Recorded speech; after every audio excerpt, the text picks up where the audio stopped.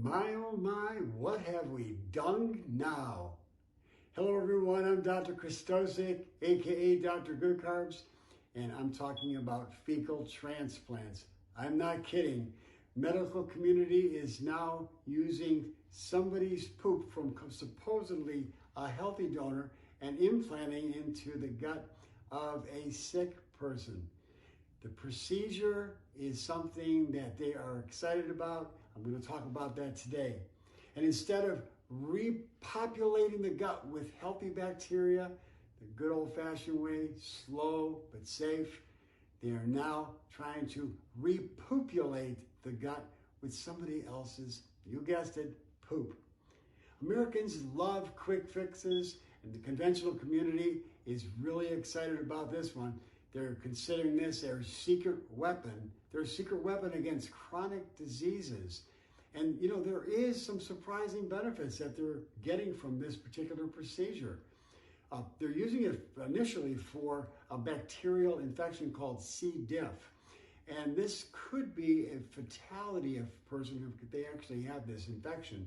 So it's pretty bad. It's a life-threatening infection. So they are getting some pretty remarkable results.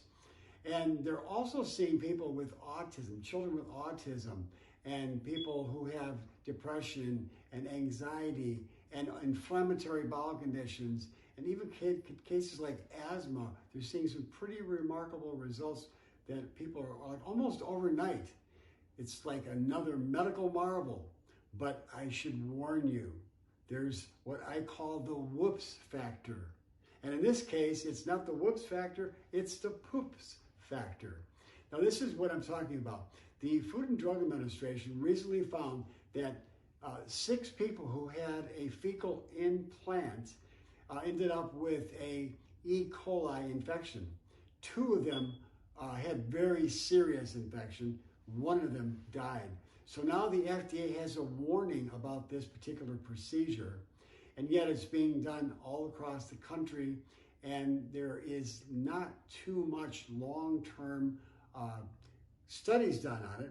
And the early studies on the animals are showing that some of the characteristics of one animal can actually be transferred to another animal. So you could have a mouse that's stressed out and transfer the poop from that mouse into a mouse that's very peaceful, and all of a sudden that other mouse that got the poop transplant is very stressed out, and some other crazy symptoms that I'll kind of talk about. But in any event, they're now seeing in human studies, there was a woman who got a donor from the fecal transplant from her daughter's poop, and her daughter was overweight.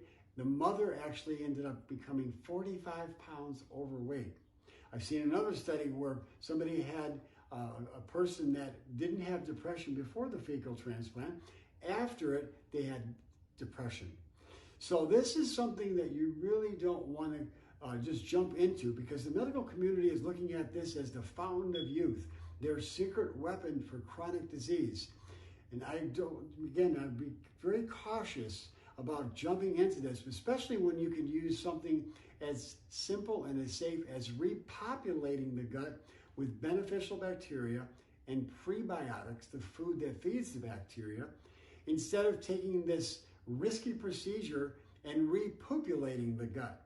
So beware, consumer beware, because you don't want to just jump into this without getting all of the facts. And again, down the road, maybe 10 years later, they're going to say, oh my goodness gracious, we found out that this procedure causes this, this, and this. Again, that's the whoops factor, but in this case, as I said, it's the poops factor. And you may be asking yourself, what can I do? Well, the first step that you need to do if you have a gut that's not healthy is you need to learn everything you can. You know, I had a patient that had C. diff. She was an elderly woman, and she had C. diff 3 times in less than 6 months, and they kept on giving her antibiotics. And once again, remember, you could literally die from this particular bacterial infection.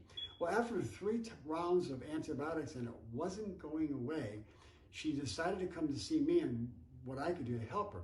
Well, to make a long story short, we were able to repopulate her gut with healthy bacteria. We got her some supplements that were able to boost her immune system, and now over a year later, she has no problems. As a matter of fact, it was gone within about 2 weeks. Her severe diarrhea was gone within 2 weeks, and it never came back, and this is over a year later. So again, I encourage you to look at the safer, slower method, and again, there are pretty profound effects that you can get with natural remedies for people who have these types of serious problems. So the first step, and again, to heal your gut is to get educated. So I encourage you, click the link below and get my free report, How to Heal Your Gut and Restore Your Health. And again, I'm Dr. Krystosik. If you'd like to subscribe to my channel, click the link below, and we'll be continually to update you on the latest cutting edge information on natural health care.